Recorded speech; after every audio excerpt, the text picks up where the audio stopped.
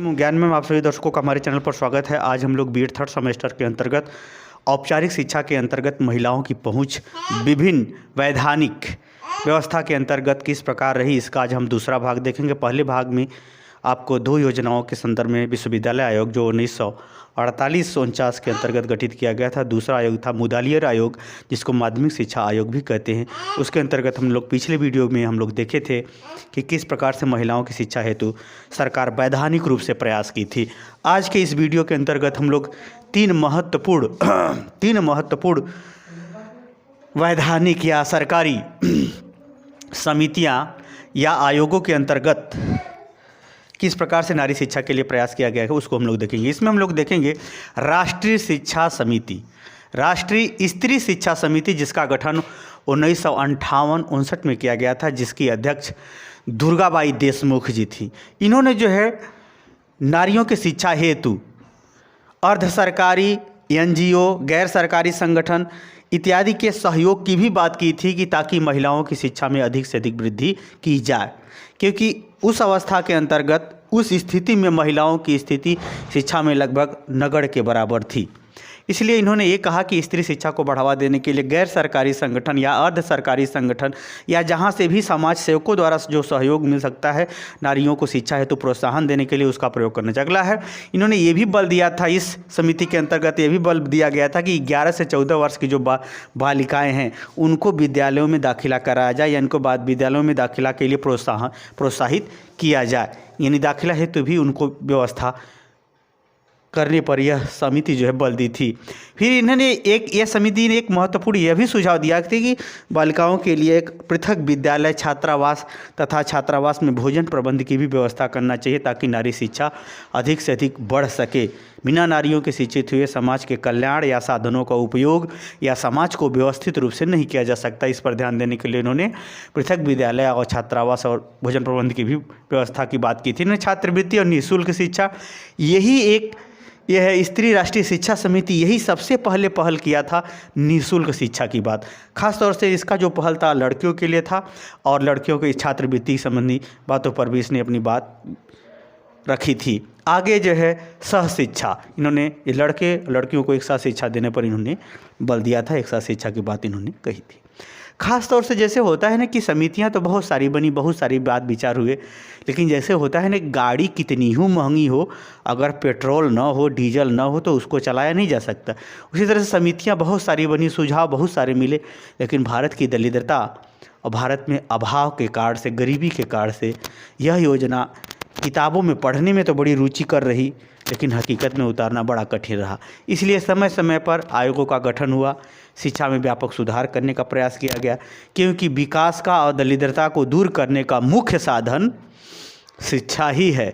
और लेकिन भारत के इस समय नेताओं ने अति कर रखा है कि शिक्षा पर ही ध्यान नहीं दे रहे हैं, ऊपर से फालतू वर्चस्व की लड़ाई लड़ते रहते हैं। आगे चलते हैं। इसके बाद और भी समितियां गठित थी जो मुख्य मैं सामान्य रूप से वही बता रहा हूँ, क्योंकि आपको सिलेबस के अकॉर्डिंग पढ़ा रहा हूँ, इसलिए फ़िलहाल मैं आप लोग जो है सिलेबस के ही हिसाब से मैं पढ़ा सकता हूँ, क्योंकि पहले ही मैं बता चुका हूँ कि मेरा चैनल बीएड से संबंधित है। दौलत सिंह कोठारी आयोग, इसको कोठारी आयोग कहते हैं, जो गठित हुआ था 1964 में, रिपोर्ट सौंपा था 66 में। इसके अध्यक्ष थे दौलत सिंह कोठारी। यह आयोग विश्वविद्यालय आयोग के बाद सबसे बड़ा, सबसे व्यापक, सबसे विस्तृत अपना लेखा जोखा शिक्षा के संदर्भ में प्रस्तुत किया था, जिसमें शिक्षा के प्रत्येक पहलू, प्रत्येक साधन, प्रत्येक विषय, प्रत्येक आवश्यकता, प्रत्येक चुनौती, प्रत्येक परिवर्तन को ध्यान में रखकर कि बहुत बड़ा दस्तावेज इसने प्रस्तुत किया था शिक्षा के संदर्भ में। तो इस आयोग ने भी जो बहुत सारे सुझाव दिए हैं, लेकिन जो स्त्रियों से संबंधित मुख्य बातें उसी को मैं बता रहा हूँ। ये भी आयोग इस बात पर बल दिया था कि लड़के लड़कियों के पढ़ाई में या विषय में या दाखिले में किसी प्रकार का भेदभाव नहीं करना चाहिए, अर्थात समानता का व्यवहार करना चाहिए। लड़कियों के लिए यह भी आयोग ने बल दिया था कि इनकी विशिष्टता, इनके कुछ विशेष आवश्यकता को देखते हुए, क्षमता को देखते हुए भी ये लड़कों के समान शिक्षा, प्रशिक्षण, खेलकूद इत्यादि में जगह मिलनी चाहिए, या इनको विशेष विषय भी पढ़ाया जाना चाहिए जो इनके रुचि से संबंधित हो, ताकि वे अपने व्यक्तित्व या अपने शिक्षा का विकास कर सके। इस पर भी बल दिया था। अगला, इस समिति ने यह भी कहा था, इस पर भी बल दिया था कि 20 वर्ष यानी 20 वर्ष में हमको, यानी 64-66 के 20 वर्ष और जोड़ लीजिए, 66 से 20 वर्ष जोड़ लीजिए। उसने ये कहा था कि माध्यमिक स्तर तक लड़के लड़कियों के शिक्षा का अनुपात 1:2 होना चाहिए। मतलब ये समझिए कि 2 गुना लड़के पढ़ते थे तो उसका 1 गुना लड़कियां पढ़ती थी। जैसे अगर हम बात करें 100 का अगर 33%, 100 में अगर 3 भाग करें तो 33.3 आता है। तो 66 लड़के पढ़ना, जो 1:2, उस समय लड़के ज़्यादा पढ़ते थे, लड़कियां कम पढ़ती थी, तो वो अनुपात को कहते थे कि 1:2। यानी अगर लड़के ज़्यादा हैं तो लड़कियां भी उनके आधा के कम से कम बराबर हों। अगर लड़के 100 पढ़ रहे हैं एक कक्षा में तो लड़कियां क्या हों, कम से कम 50 तो हों ही, ऐसे टाइप का। उस समय यानी 66 के पहले स्थिति ये थी कि लड़कियां 10%, 12% ही रहा करती थी। तो ये लक्ष्य रखा गया कि लड़कियों के भी शिक्षा का में दाखिला या पढ़ाई लिखाई हेतु 1:2, मतलब जितना लड़के होंगे कम से कम आधी तो उनके संख्या के आधी के बराबर लड़कियां भी पढ़ें।